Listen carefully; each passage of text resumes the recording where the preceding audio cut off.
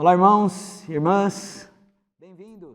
Soyez les bienvenus à une nouvelle semaine de la nourriture quotidienne. Le Seigneur nous a parlé de manière forte et très riche chaque semaine.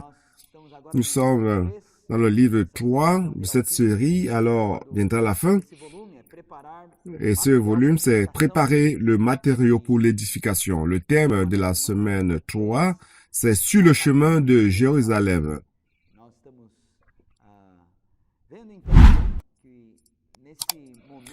Nous voyons qu'à partir du 16, la préoccupation de Jésus, c'est l'édification de l'Église. Il a montré ce qu'il avait dans le cœur, ce qu'il avait dans son cœur, non seulement sauver les personnes, guérir les personnes, les ramener dans le royaume de Dieu, mais les introduire dans l'Église. Et ces hommes sont des matériaux pour l'édification de Dieu. Cette maison, c'est pas une maison physique, mais une maison spirituelle, l'Église. Alléluia. Le Seigneur est en train d'édifier son Église. Dans le message de cette semaine, nous avons 4 points principaux. Et pour vous aider, je voudrais mentionner 4 points. En premier lieu, pourquoi est-il nécessaire que le Seigneur aille à Jérusalem? C'est principalement dans lundi. Et après, de mardi à vendredi, on a le deuxième point qui sont les paraboles. La parabole du bon samaritain, la parabole des mines. Nous montrons ce que le Seigneur veut, ce qu'il voulait, ce qu'il attend de nous par rapport à l'édification de l'Église. Il veut que chacun de nous, ce qu'il veut que chacun de nous comprenne et pratique. Et le troisième point, c'est samedi, l'entrée de Jésus à Jérusalem, son entrée triomphale à Jérusalem. Et pour terminer, à la fin de samedi, de la nourriture quotidienne et dimanche aussi, on voit que Jésus a été éprouvé et approuvé comme celui qui peut mourir à notre place. Alléluia. Nous rendons grâce au Seigneur. En premier lieu, pourquoi est-il important? Pourquoi était-il nécessaire que le Seigneur aille à Jérusalem? Juste après que le Seigneur ait révélé l'Église et que sa personne a été aussi révélée par le Père, lorsque le Seigneur a demandé aux disciples au chapitre 16 de Matthieu qui il était, Pierre a dit, tu es le Christ, le Fils du Dieu vivant. Et le Seigneur lui a révélé immédiatement ce qu'il avait dans son cœur par rapport à l'Église. Non seulement l'Église qui est produite par le Fils du Dieu vivant, mais l'Église édifiée et contre laquelle les portes du Hadès ne prévaudront point. Alléluia. Et juste après cela, le Seigneur a dit au verset 21 de ce chapitre, le Seigneur a commencé à montrer aux disciples qu'il était nécessaire qu'il aille à Jérusalem et qu'il souffre beaucoup de choses de la part des anciens, des scribes, et qu'il soit mort et ressuscité le 3e jour. Donc ces 3 choses étaient nécessaires. Il devait aller à Jérusalem, il devait souffrir beaucoup de la part des anciens, des principaux sacrificateurs et des scribes, et qu'il fut mis à mort et qu'il ressuscita le 3e jour. Pourquoi? Afin que l'Église soit édifiée. Donc, son aller à Jérusalem, ce n'était pas pour quelque chose de bon. Ce n'était pas pour passer des vacances à Jérusalem ou faire du tourisme à Jérusalem. Le Seigneur Jésus y allait pour souffrir et pour y mourir aussi, mais il allait ressusciter. Pourquoi? Parce qu'il voulait accomplir la volonté de Dieu, la mission que Dieu lui avait remise, édifier l'Église. Frère, cela doit impacter notre cœur. Dieu désire l'édification de l'Église. Dans le cœur du Seigneur se trouve l'édification de l'Église. Dans le cœur de Dieu se trouve l'édification de son Église. Il est mort, il a souffert, tout ce qu'il a traversé, c'est pour que l'Église soit édifiée. Aujourd'hui, nous vivons la vie d'Église. Nous sommes ici.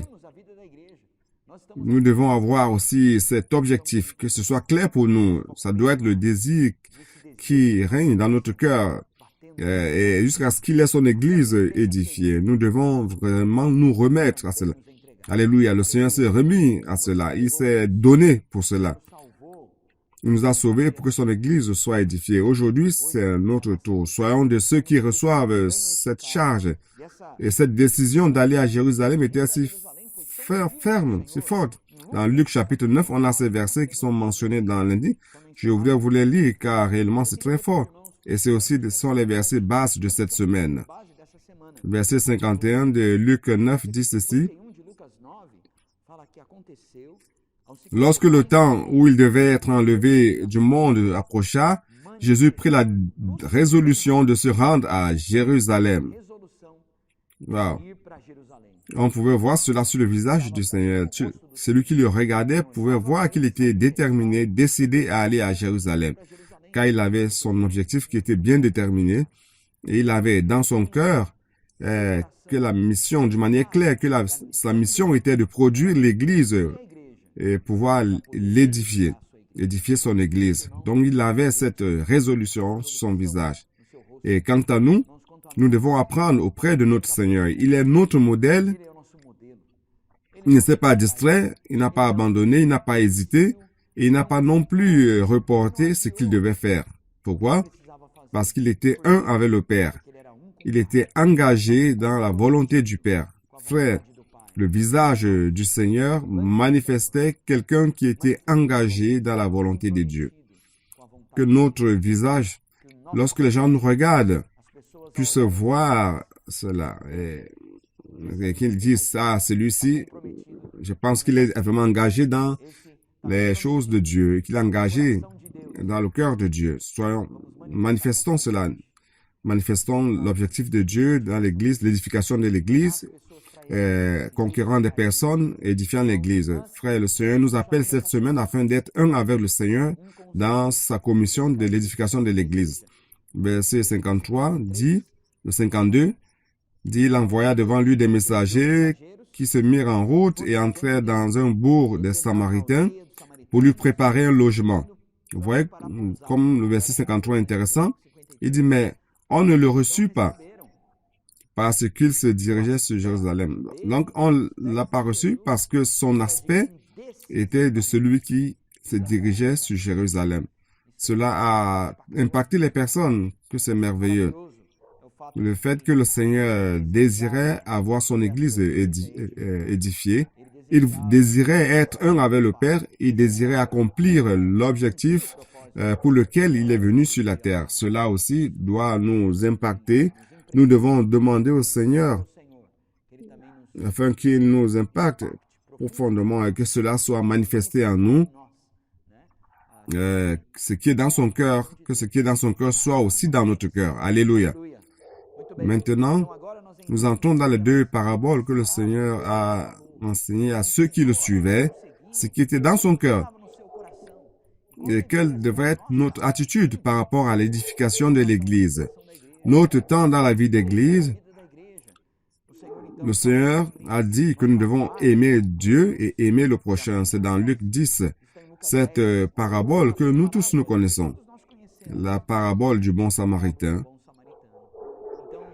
Donc ici au verset 25 jusqu'au verset 37, on a cette parabole. Je voudrais souligner certains points. Je ne vais pas détailler toute la parabole. Ceux qui lisent la doctrine quotidienne peuvent suivre. Mais je voudrais noter certains points de cette parabole. Premièrement, cette parabole dit que nous devons aimer Dieu et aimer notre prochain. Aimer Dieu, c'est pas si difficile. Bien que nous devons prendre soin de notre cœur. Pour aimer le Seigneur, et rien d'autre ne doit remplacer le Seigneur dans notre cœur. Alors, aimer Dieu, c'est pas si difficile. Le plus difficile, c'est de pratiquer l'amour par rapport aux prochains, par rapport aux hommes, par rapport à ceux qui sont près de nous. Aimer Dieu, c'est pas si difficile. Mais ce qui est nécessaire pour l'édification de l'Église, c'est l'amour du prochain. Si nous n'avons pas une expérience d'aimer les frères, aimer les personnes, aimer les hommes, aimer les frères dans la vie d'Église, l'Église ne sera pas édifiée. La vie chrétienne est une vie de relation C'est une vie d'être en relation. Lorsque nous commençons à avoir des relations avec des personnes, les relations avec les frères dans la vie d'église, les relations avec les personnes dans notre travail, alors c'est alors que les problèmes apparaissent, les difficultés apparaissent. Car chacun de nous agit d'une certaine manière, ça a une manière de réagir différente. Et dans les relations avec des personnes, cela rend les choses difficiles. Alors, c'est en ce moment que nous devons apprendre à dispenser l'amour de Dieu aux personnes. Nous aimons Dieu, nous sommes en relation avec lui. Ici, on a l'exemple du tissu. Pour qu'un tissu soit fort, il doit avoir des fils horizontaux dans la direction, enfin je reprends, des fils dans la direction verticale et les fils dans la direction horizontale. Donc, lorsque ces fils sont entrelacés, on a un tissu qui est ferme. Donc, les fils de la trame, ce sont les fils, on a les fils verticales et les trames qui sont horizontales, qui sont dans le sens horizontal. Et avec cela, on a un tissu fort.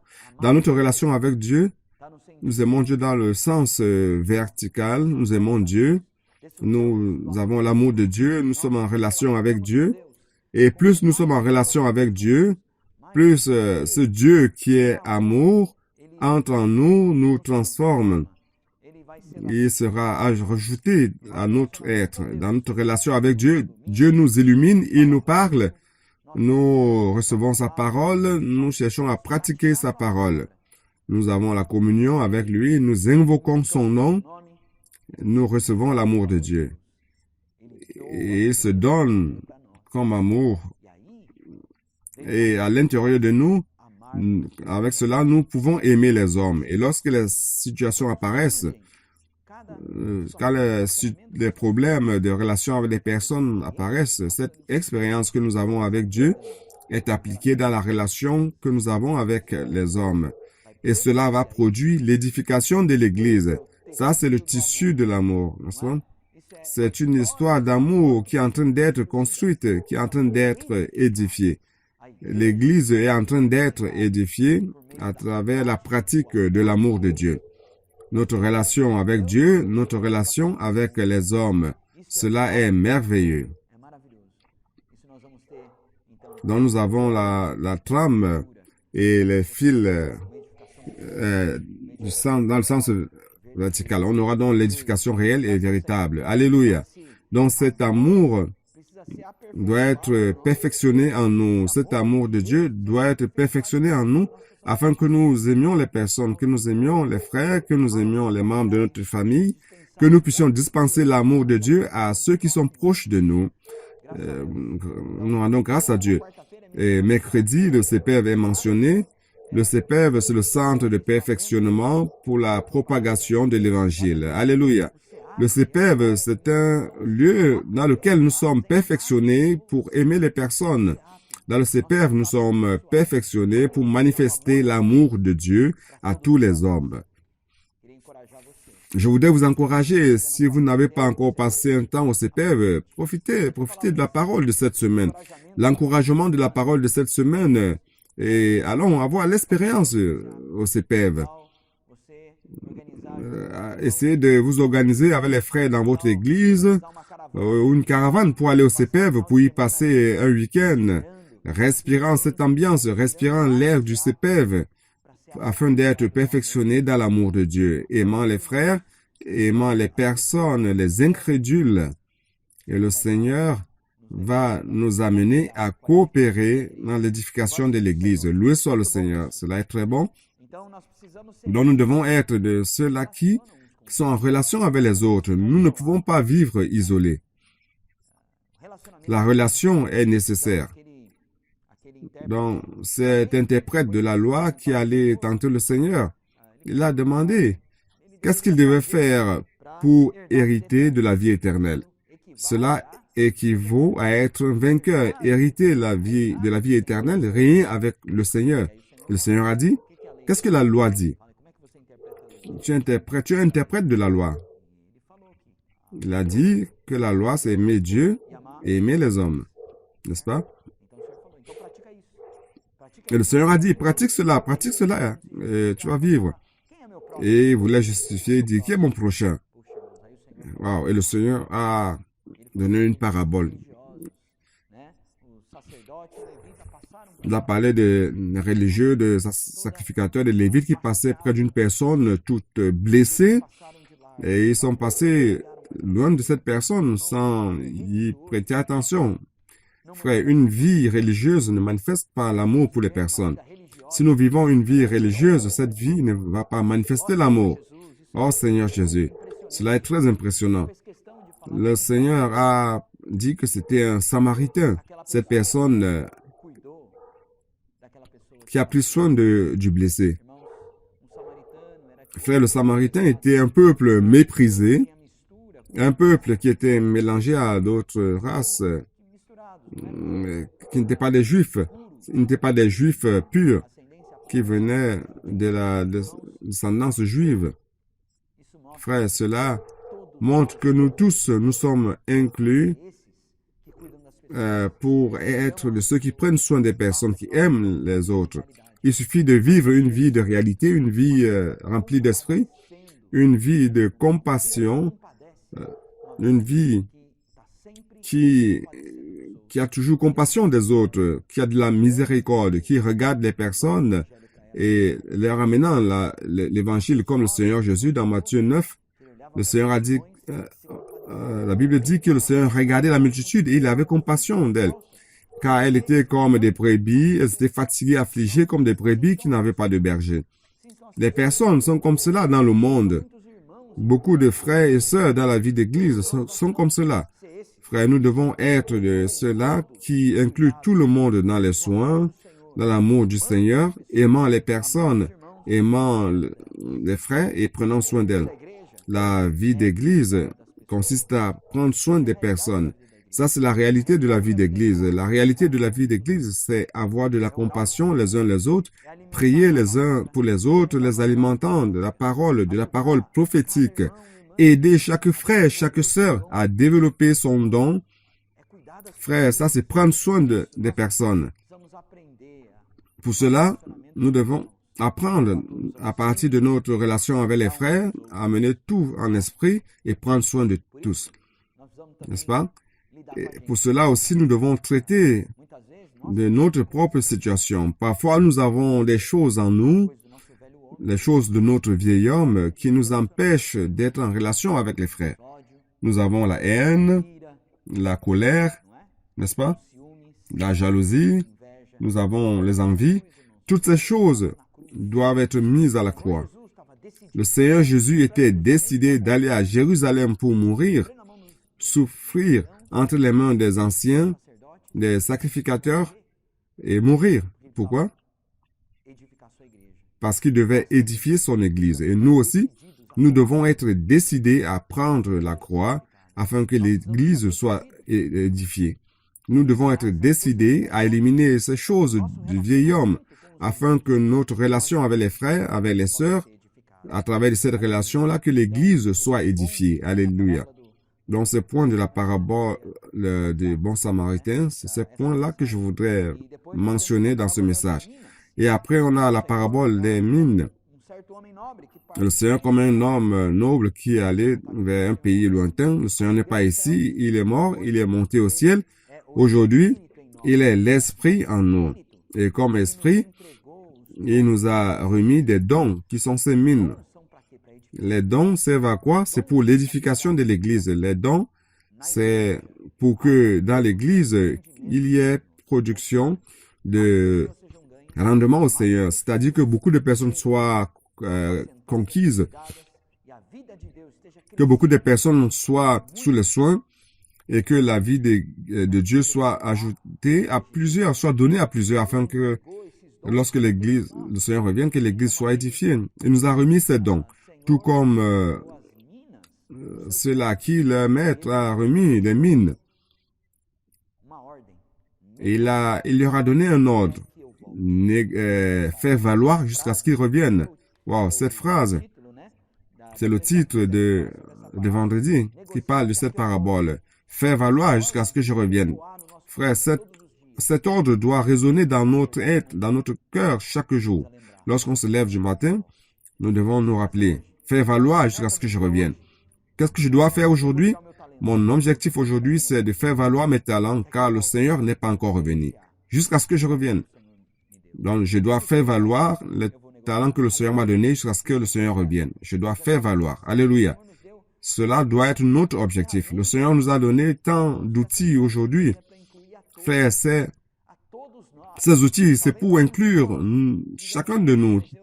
Peut-être il y en a quelques-uns qui disent, je suis limité, j'ai pas la possibilité d'aller dans les rues, comme les colporteurs qui passent toute la journée dans les rues. J'ai pas la possibilité de faire cela, donc je ne pourrai pas multiplier mes talents. Je ne serai pas donc un vainqueur. Frère, ça c'est pas vrai.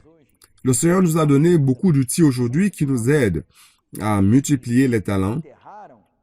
Ceux qui ont enterré leurs talents, ceux qui ont emballé leur mine dans un tissu et les gardé par peur. Le Seigneur a dit, écoute, tu aurais dû prendre cette mine et la mettre dans la banque. Ici, la banque, c'est l'église. Dans l'église, on a ces outils merveilleux que le Seigneur nous a donnés. Le Seigneur nous a donné le « puis-je prier pour vous ?» une phrase si simple. Nous tous, nous pouvons pratiquer cela. Même dans notre quotidien, peut-être que nous ne pouvons pas sortir toute la journée dans les rues pour contacter les personnes. Mais nous avons beaucoup d'opportunités. On l'a dit plusieurs fois dans notre quotidien, nous pouvons pratiquer le « puis-je prier pour vous ?» dans une consultation médicale, à la boulangerie, à la station-service, en tout lieu. À la file de la banque, nous pouvons prier pour les personnes. Non seulement cela, nous pouvons aussi participer à la centrale d'accueil dans notre ville, appelant les personnes qui ont été contactées durant la journée. Les colporteurs aussi, lors des sorties avec les églises aussi, contactent les personnes, prennent des contacts de ceux-là qui veulent être sous les soins. Nous pouvons nous mettre à disposition pour servir, pour multiplier notre talent, appelant les personnes, entrer en contact avec ces personnes pour prendre soin d'elles. Faire partie aussi des réseaux de soins, prendre soin des femmes, des hommes de prière. Frère, tout cela, ce sont les outils et cela fait partie de la banque afin que nous puissions multiplier, que nous puissions faire valoir notre mine. Alléluia. Multiplier notre don, notre talent. Et lorsque le Seigneur reviendra, il va recevoir avec intérêt ce qui lui appartient. Alléluia. Et nous allons entrer dans le royaume. Le Seigneur nous a donné tant d'opportunités aujourd'hui. Et le colportage aussi. Peut-être que vous ne pouvez pas sortir tous les jours. Vous ne pouvez peut-être pas abandonner votre travail pour faire le colportage. Mais le Seigneur a donné tant d'expérience aux frères qui travaillent dans leur quotidien, dans leur travail séculier. Ils travaillent d'une manière, ils ont un travail très fatigant, mais ils peuvent, après, à la fin du travail, faire le colportage par heure. Ils sortent avec des livres et ils contactent des personnes et leur offrent des livres afin que la parole agisse dans la vie de ces personnes. Frères, ces frères ont expérimenté tant de joie. Nous faisons valoir les biens du Seigneur. Nous faisons valoir ce que le Seigneur nous a remis. Nous sommes dans le repos. Il y a tant de joie et de repos dans notre cœur.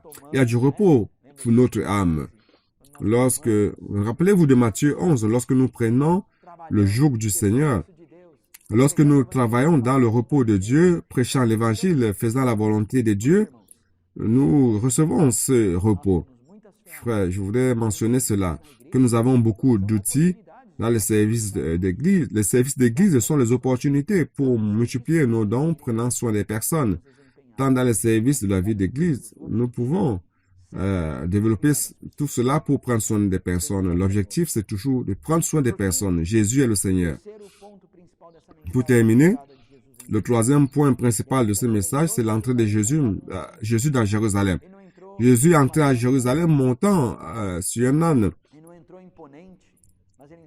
Il n'est pas entré d'une manière puissante, mais il est entré de manière humble. Ça, c'est notre roi. Le Seigneur Jésus Il n'est pas puissant dans le sens du royaume de ce monde, mais il est notre roi du royaume des cieux, humble, montant sur un âne, un animal de traite, et montant, malgré qu'il était sur cet âne, il était acclamé par la multitude. Le peuple aimait le Seigneur, le peuple connaissait le Seigneur, le peuple reconnaissait qu'il était celui qui allait venir, qu'il était réellement le roi du royaume des cieux. Frère, cela est merveilleux, car lorsque nous allons vers les personnes avec un cœur humble, un cœur brisé, nous manifestons ce roi aux personnes. Alléluia. C'est ainsi que Jésus est entré dans Jérusalem d'une manière humble. Et il a accompli la parole de Dieu. Il a accompli les prophéties qui ont été prononcées par rapport à lui.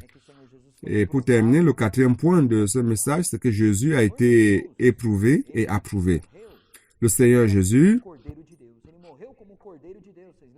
il était l'agneau de Dieu. Il est mort comme agneau de Dieu. Vous vous rappelez que Jean-Baptiste a dit, voici l'agneau de Dieu qui ôte le péché du monde.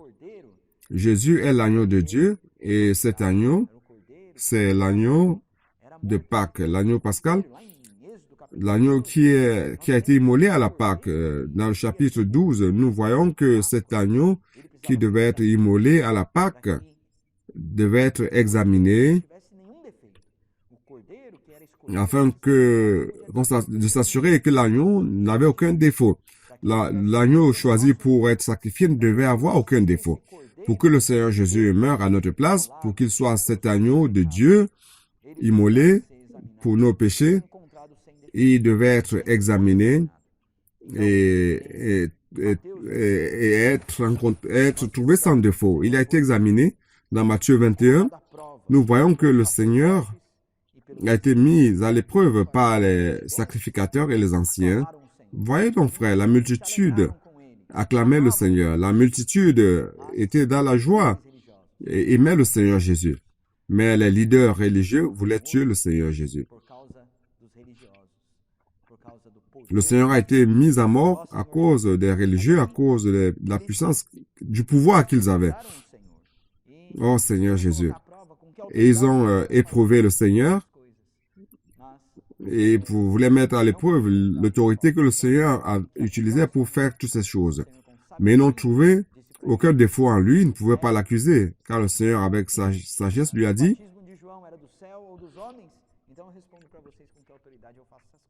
vous demandez, le baptême de Jean est du ciel ou des hommes? Le Seigneur a dit, je vous dirai à quelle autorité j'ai fait cela si vous répondez. Le Seigneur leur a répondu avec sagesse. Je répondais par votre réponse. Il a été approuvé, il n'a pas péché.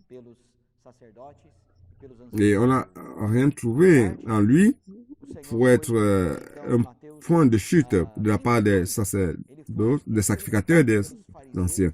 Dans Matthieu 22, il a été expérimenté par les pharisiens et les hérodiens. Donc, deux groupes de personnes qui étaient ses ennemis. Ils se sont unis, enfin, qui étaient ennemis ces personnes étaient ennemies entre elles et se sont réunis contre Jésus. C'est ça la politique. En politique, les ennemis s'unissent pour atteindre, entre guillemets, l'ennemi commun. Donc, Jésus présentait des menaces pour eux et ils se sont unis pour éprouver Jésus. Il a demandé, tu ne payes pas l'impôt? Et Jésus a dit, montrez l'effigie. À qui appartient cette effigie? Ça appartient à César. Alors, à César ce qui est à César et à Dieu ce qui est à Dieu. C'est dans Matthieu chapitre 22, versets 15 à 22. Le Seigneur a été approuvé durant ce moment-là. Rendons grâce au Seigneur. Il a été approuvé aussi lorsque les Sadducéens ont éprouvé le Seigneur par rapport à la résurrection. Ils sont venus demander au Seigneur, lui posant une question difficile, capricieuse, mais grâce au Seigneur, le Seigneur leur a dit, vous savez, notre Dieu n'est pas un Dieu de mort, mais de vivants. Alléluia. Et à la résurrection, ça ne sera pas comme vous pensez dans votre pensée naturelle. Et le Seigneur a été approuvé en cela. Et pour terminer, les pharisiens l'ont mis aussi à l'épreuve. Quel serait le plus grand commandement? Et le Seigneur a dit, tu aimeras le Seigneur, ton Dieu, de tout ton cœur, de toute ton âme et de toute ta pensée. Et aimer aussi son prochain. Et ces deux commandements résument la loi et ils n'ont pas réussi à piéger le Seigneur. Le Seigneur a été approuvé, il a été éprouvé et approuvé pour être notre agneau pascal, pour être celui qui accomplit toute la loi de Dieu, afin de prendre notre place à la croix. Le Seigneur est merveilleux. Durant cette semaine, que nous puissions développer cette vie d'amour au Seigneur et pour les personnes. Comme le Seigneur était résolu pour aller à Jérusalem afin que l'Église soit édifiée, nous aussi, ayons ce désir fort dans notre cœur, que notre visage, notre attitude puisse démontrer que notre vie consiste à édifier l'Église. Pratiquons cela, vivons une vie dans de relation avec les frères remplis d'amour de Dieu, afin qu'il puisse accomplir sa volonté d'édifier l'Église. Que le Seigneur vous bénisse, qu'il bénisse votre famille. Ayez une bonne semaine dans la parole du Seigneur, dans la parole prophétique. Jésus est le Seigneur.